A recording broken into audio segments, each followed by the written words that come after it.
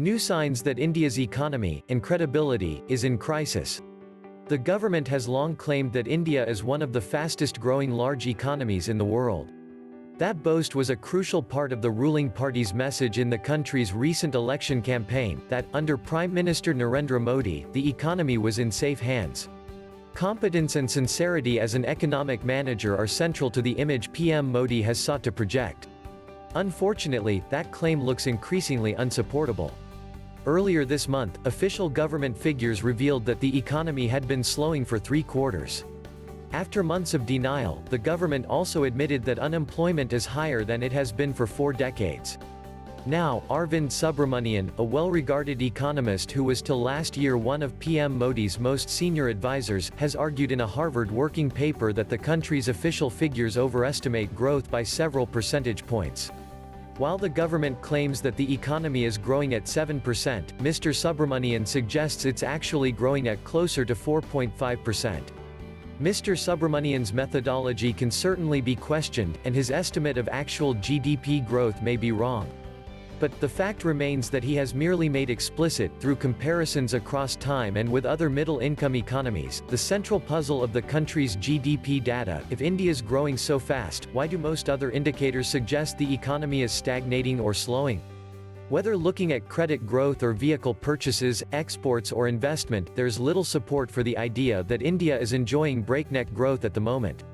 It's past time that the government took this problem seriously, both the questions about GDP data and the concerns about what the data reveals about the economy. So far, the government has denied that official data could be questioned, even though senior independent statisticians have quit after accusing politicians of concealing the unemployment figures.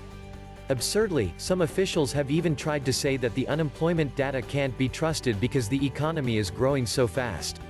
The government better understand that this is a crisis of credibility. Its own senior officials don't believe its numbers. Shortly, nobody else will either. This is an unprecedented humiliation for the country's officialdom, which has prided itself on the quality and independence of its statistics. It needs to be addressed quickly, whatever the political cost. Obviously, the first step has to be to set up an independent commission staffed with world-class economists and statisticians to go into Mr. Subramanian's critique. The Prime Minister's Economic Advisory Council has already responded in a press release that essentially promises a point-by-point rebuttal to Mr. Subramanian, an indication that a real investigation is not on the cards. Then there are the larger questions about the economy that must be answered. If it is growing at less than 5%, then it is underperforming massively given its size and demographic profile. Yet, over a fortnight since PM Modi was re-elected, we still have no clear idea what his economic agenda for the next few months might be. This is a remarkable degree of hubris. Every single economist worth his or her salt agrees that the economy needs fundamental structural reform and has for years. Markets for land and labor are not flexible. Institutions are not sufficiently independent, the judicial system is so sclerotic that contract enforcement is a joke, and the financial system is too dependent upon state-run banks. All of these bottlenecks need to be addressed, and they need to be addressed together. When the country's economy began its liberalization process in the 1990s, they were all on the agenda. Successive governments have set them aside as being politically problematic. Now there's less excuse than ever for putting them off. No government in that period has had PM Modi's political capital. It used to be said that India only reforms in a crisis. Well, this is a crisis. If the economy is enduring rampant unemployment, if it is growing at only 4.5%, then not since the 1990s has the economy been so in need of drastic reform measures. The government won't able to avoid the facts for long.